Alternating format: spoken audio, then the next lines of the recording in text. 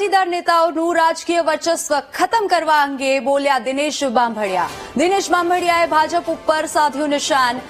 ચોક્કસ પક્ષના પાટીદાર સમાજના નેતાઓ વચ્ચે વિવાદ થઈ રહ્યો હોવાની વાત કરી છે. અમરેલી અને જેતપુરના ઉદાહરણ આપીને ભાજપ ઉપર આકરા પ્રહારો કર્યા છે. દિનેશ બાંભડિયાએ કહ્યું, આવા વિવાદની ભવિષ્યમાં વ્યાપક અસર થઈ શકે છે. ભાજપમાં અંદરો-અંદર થતા વિવાદ સામે બાંભડિયાએ અનેક સવાલો ઉભા કર્યા છે. દિનેશ બાંભડિયાએ કહ્યું કે પડદા પાછળ રહીને કોઈ વિવાદ કરાવી રહ્યું છે અને દિનેશ બાંભડિયાએ જયેશ રાદડિયા અને નરેશ પટેલ વચ્ચે વિવાદનો ઇનકાર કર્યો છે. તેઓએ કહ્યું કે સામાજિક પ્રશ્નો હોય તો સામાજિક સંસ્થા સમાધાન કરે અને આ ઉપરાંત રાજકીય પ્રશ્નો માટે પક્ષના શીર્ષ નેતૃત્વએ જ કરવું પડે સમાધાન. આ ઉપરાંત તેઓએ કહ્યું કે માત્ર પાટીદાર નેતા વચ્ચે જ વિવાદ ચાલે છે એ શંકા પ્રેરક છે. સાથે જ તેઓએ કહ્યું કે પાટીદાર આંદોલનને કારણે જ આનંદીબેનનો ભોગ લેવાયો છે. તો દિનેશ બાંભડિયાએ સરકાર પર આકરા પ્રહાર કર્યા અને અનેક સવાલો ઉભા કર્યા છે. જો છેલ્લા ઘણા લાંબા સમયથી ગુજરાતમાં પાટીદાર સમાજના ખાસ એક ચોક્કસ પાર્ટીના આગેવાનો વચ્ચે વિવાદ થઈ રહ્યો છે, જેમાં સૌથી પહેલા અમરેલી, પછી જેતપુરમાં જયેશભાઈ અને પ્રશાંત કોરાટ વચ્ચે થયો. હમણાં હાલ હાર્દિક પટેલ અને વરુણ પટેલ વચ્ચે ચાલી રહ્યો છે. ટૂંક સમયમાં સુરતમાં પણ 2-3 આગેવાનો વચ્ચે વિવાદ ચાલી રહ્યો છે તેવી માહિતી અમારી પાસે આવી રહી છે. અને મહેસાણામાં પણ ઉત્તર ગુજરાતના જે પાટીદાર નેતાઓ છે એમની વચ્ચે પણ આપણે જોયું હશે કે ઊંઝાની ચૂંટણી વખતે પણ વિવાદ આવ્યો હતો બહાર. એટલે ખાસ કરીને આ ભારતીય જનતા પાર્ટીની જે સત્તા છે એની અંદરના લોકોની વચ્ચે આવો વિવાદ કેમ થઈ રહ્યો છે, આમાં કોણ આના માટે મુખ્ય પ્લાનિંગ કર્યું છે, શું કામ આવી રીતે વિવાદ થઈ રહ્યો છે દરેક આગેવાનો. કારણ કે સમાજના દરેક આગેવાનો સમાજ માટે જરૂરિયાતવાળા હોય છે, ત્યારે આવો વિવાદ થાય એ ખૂબ જ ચિંતાનો વિષય છે. આની ભવિષ્યમાં પણ ખોટી અને મોટી અસર આવી શકે એવું સમાજના લોકો ચિંતા કરી રહ્યા છે. દિનેશભાઈ, લાગી રહ્યું છે કે અત્યારે જે વિવાદ થઈ રહ્યો છે તે વિવાદ ઉભો કરવામાં આવી રહ્યો છે અને ચોક્કસ પાટીદાર આગેવાનો વચ્ચેનો જે વિવાદ છે એટલે સીધું આ સમાજ સાથે જોડાયેલા નેતા આગેવાનોને સીધું નુકસાન કરી શકે છે. કારણ કે લાંબા સમયથી ચર્ચા ચાલી રહી છે, સંગઠનની, ભારતીય જનતા પાર્ટીની સંગઠનની રચના પણ થઈ રહી છે, સરકારમાં પણ ફેરફારની વાતો લાંબા સમયથી થઈ રહી છે. એવા સમયે આ વિવાદ નુકસાન કરી શકે છે. જો ભારતીય જનતા પાર્ટીનો પોતાનો વિષય છે, પાર્ટીના લોકો છે, એ બાબતે મારે કોમેન્ટ કરવી મારા માટે યોગ્ય નથી. પરંતુ જે આગેવાનો છે એને ડેમેજ કંટ્રોલના રૂપે પણ લોકો કહીએ કે આ તો જો સામાજિક પ્રશ્નો હોય તો સમાજના આગેવાનોએ આગળ આવવું જોઈએ, સામાજિક સંસ્થાઓએ આગળ આવવું જોઈએ, અને જો રાજકીય પ્રશ્ન હોય તો જે તે પક્ષના શીર્ષ નેતૃત્વએ આ બાબતે મધ્યસ્થી કરીને આ વિવાદને ટાળવો જોઈએ. કારણ કે વિવાદ છે એ ધીમે ધીમે વકરતો જાય છે અને વિવાદના લીધે સમાજના સારા કાર્યકર્તાઓ, નીચે લેવલના, ગ્રાઉન્ડ લેવલના લોકો જે હંમેશા સમાજની અને દેશની ચિંતાઓ કરતા હોય છે, રાજ્યની ચિંતાઓ કરતા હોય છે, તે લોકો આ બાબતે ખૂબ ચિંતિત છે.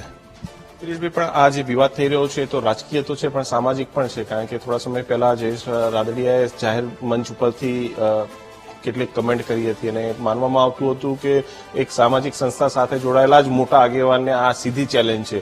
એટલે સામાજિક ક્ષેત્રે પણ જે લોકો મધ્યસ્થી કરી શકે છે એવા લોકો પણ સીધી રીતે રાજકીય લોકો સાથે વિવાદમાં છે અને બંને નેતાઓ જે છે તે જાહેર મંચ પર આ પ્રકારે નિવેદન જે છે તે આપતા હોય છે. જો જે સામાજિક સંસ્થા એટલે કે ડાયરેક્ટલી આપણે સમજીએ તો ખોડલધામ ઉપર આ આક્ષેપ થઈ રહ્યો છે એવું બધા લોકોનું કહેવું હતું, પણ એ બાબતમાં હું બિલકુલ સહમત નથી. કારણ કે જયેશભાઈ કોઈ ખોડલધામ વિશે કે નરેશભાઈ વિશે હાલના જે છેલ્લું સ્ટેટમેન્ટ છે એમાં કોઈ વિવાદ કરેલ નથી. વિવાદ એમની પાર્ટીના અંદરના લોકો વચ્ચે છે, સામાજિક 100% છે. દરેક સમાજના લોકો જ એકબીજાની વિરુદ્ધમાં આક્ષેપો પરથી આક્ષેપો કરી રહ્યા છે, ક્યાંક ને ક્યાંક એકબીજાની ખેંચતાણ થઈ રહી છે. એને લઈને સમાજમાં ખૂબ મોટો આ એક ચિંતાનો વિષય છે. મારે આ તકે એ પણ વાત કરવી છે કે સામાજિક સંસ્થાઓ જ આની મધ્યસ્થી કરીને, જો સામાજિક પ્રશ્નો હોય તો સામાજિક સંસ્થાઓ મધ્યસ્થી કરે, અને જો રાજકીય પ્રશ્નો હોય તો શીર્ષ નેતૃત્વ આની મધ્યસ્થી કરી અને આને ડેમેજ કંટ્રોલ કરે. એવા પ્રયાસો થાય તે સમાજના અને સૌના હિતમાં છે.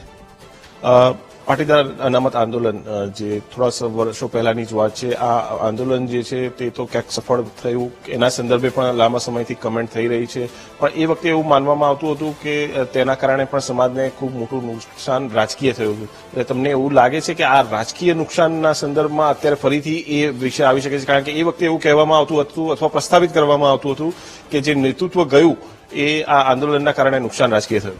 જો જગ જાહેર વસ્તુ છે, ભારતીય જનતા પાર્ટીના અંદરો અંદર વિખવાદના કારણે આનંદીબેનનો ભોગ લેવાયો હતો. પાટીદાર આંદોલન કોઈ રાજકીય પક્ષ સામે હતું જ નહીં, એ સિસ્ટમ સામે હતું. અને જ્યારે સિસ્ટમમાં એ માંગણીને સ્વીકારાઈ ગઈ ત્યારે આંદોલનને સરખી રીતે સમેટી લેવામાં આવ્યું છે. દરેક વ્યક્તિઓ પોતપોતાની રીતે રાજકીય ઈચ્છાઓ મુજબ રાજકારણમાં જોડાય છે, કોઈ સામાજિક સેવાઓ કરી રહ્યા છે. એટલે ભારતીય જનતા પાર્ટીના અંદરો અંદરના વિવાદમાં આ અત્યારના સમીકરણો પણ ઉભા થઈ રહ્યા છે. અને હું તો બહુ સ્પષ્ટ આક્ષેપ સાથે કહી રહ્યો છું કે જે શીર્ષ નેતૃત્વથી કંટ્રોલ થતું હોય એને આ ડેમેજ કરવું જોઈએ, અથવા જો સામાજિક પ્રશ્નો હોય, એટલે આમાં સામાજિક પ્રશ્નો કોઈ જગ્યાએ દેખાતા નથી, પણ છતાં હોય તો બંને સંસ્થાના વડીલો પણ આની મધ્યસ્થી કરે અને આ આગેવાનોની વચ્ચે થઈ રહેલા વિવાદને દૂર કરવાના પ્રયાસો થાય. કારણ કે દરેક યુવા નેતા છે, દરેક આગેવાનો છે અને સમાજમાં ક્યાંક ને ક્યાંક એમનું યોગદાન રહેલું છે. બંને પક્ષો તરફથી કોઈ પણ જાતનું નુકસાન થાય તે સમાજ માટે નુકસાન કરતા છે. આપ બંને સંસ્થાઓ સાથે જોડાયેલા છો, ખોડલધામ હોય કે ઉમિયાધામ હોય, કોઈ ચર્ચા કરવામાં આવશે આગામી દિવસોમાં આવી કે તમારા તરફથી તમે પ્રસ્તાવ મૂકો અથવા કોઈ ચર્ચા કરવામાં આવે? આ બનાવ બન્યા પછી બંને સંસ્થાઓ તરફથી એકબીજાની સાથે વાતચીતો ચાલી રહી છે અને મને આશા છે કે ટૂંક સમયમાં આ બાબતે સંસ્થાઓ પણ મળશે. પરંતુ જો રાજકીય વિષય હોય તો સંસ્થાઓને કંઈ લેવા દેવા નથી. પરંતુ જો સામાજિક વિષય નીકળશે અથવા જો બંનેને સાંભળ્યા પછી કોઈ એવો પ્રશ્ન નીકળતો હોય કે જેને સામાજિક પ્રશ્નોનો પ્રોબ્લેમ થઈ રહ્યો છે તો 100% બંને સંસ્થાઓ મધ્યસ્થી કરશે. રાજકીય લાગે છે કોઈ વ્યક્તિ કરાવતું હોય અથવા કોઈ એવી શક્તિ હોય કે જે આ વિવાદ કરાવતું હોય? જી બિલકુલ, આ કોઈ સપોર્ટ વગેરે આ વસ્તુ શક્ય નથી. કારણ કે બધા જ એવા નેતૃત્વ ધરાવતા લોકો છે કે જે સ્ટેટ લેવલે પોતાનું આગવું સ્થાન ધરાવે છે. એટલે ક્યાંક ને ક્યાંક આમાં રાજકીય શક્તિ પણ હોઈ શકે, જ્ઞાતિના સમીકરણો સેટ કરવા જઈએ તો એ પણ હોઈ શકે, અને પાટીદાર સમાજની એક હરીફ ગણાતી લડાઈ ટીમ માટે પણ એક ક્ષેત્ર હોઈ શકે. એવી તમામ વસ્તુઓ પર શંકા કરી શકાય એવી યોગ્ય છે.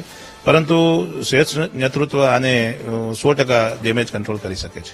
એટલે પડદા પાછળથી કોઈ કામ કરી રહ્યું છે કે જે આ વિવાદ વધુ વકરાવે તે જે છે તેમના હિતમાં છે એ માટે કરાવી રહ્યું છે? જો આપ જોઈ રહ્યા છો કે ઘણા લાંબા સમયથી જે વિવાદ ચાલી રહ્યો છે તે ફક્ત પાટીદાર નેતાઓ વચ્ચે ચાલી રહ્યો છે. એટલે એ જ એક શંકા ઉભી કરી રહ્યું છે.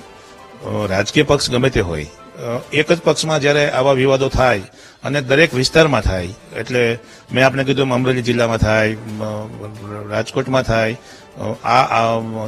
વિરમગામ એટલે અમદાવાદ જિલ્લામાં થાય, પછી સુરતમાં થાય, મહેસાણામાં થાય, તો આ તમામ વસ્તુઓ 100% એક જ સમાજને ટાર્ગેટ કરી રહી છે. શું થવું જોઈએ તમને લાગે છે આગળ આના સંદર્ભે શું નિરાકરણ આવી શકે? જે જો રાજકીય પ્રશ્ન હોય તો શીર્ષ નેતૃત્વ આની ડેમેજ કંટ્રોલ કરે, અને જો સામાજિક પ્રશ્ન હોય તો સમાજની સંસ્થાઓ અને સાથે મળીને તમામ આગેવાનોએ આનો ઉકેલ લાવવો જોઈએ. કારણ કે એ લોકોની પણ જવાબદારી છે, કારણ કે એ પણ એક સમાજનું પ્રતિનિધિત્વ કરી રહ્યા છે, કોઈ પક્ષનું પ્રતિનિધિત્વ કરી રહ્યા છે. એમના લીધે વિવાદ ન થાય એ માટે પણ એ લોકો પણ સંયમ જાળવે એવી સૌ લોકો ઈચ્છા કરી રહ્યા છે. આભાર દિનેશભાઈ અમારી સાથે વાતચીત કરવા માટે. તો શીર્ષ નેતૃત્વ, જો રાજકીય વિવાદ હોય તો શીર્ષ નેતૃત્વ જે છે મધ્યસ્થી કરવી જોઈએ, પરંતુ જો સામાજિક વિવાદ છે તો ચોક્કસથી આગેવાનો જે છે તે આ વિવાદને શમાવવા પ્રયાસ કરશે. અને ચોક્કસથી એક સીધો તેમની એક ઇશારો છે કે પડદા પાછળથી ચોક્કસ આ જે પાટીદાર સમાજનો જે વિવાદ થઈ રહ્યો છે તેમાં કોઈ શક્તિ છે કે જે આ વિવાદ વધુ વિખરાવી રહ્યો છે. કેમેરામેન શાયર શર્મા સાથે મેહુલ દેસાઈ, ગાંધીનગર.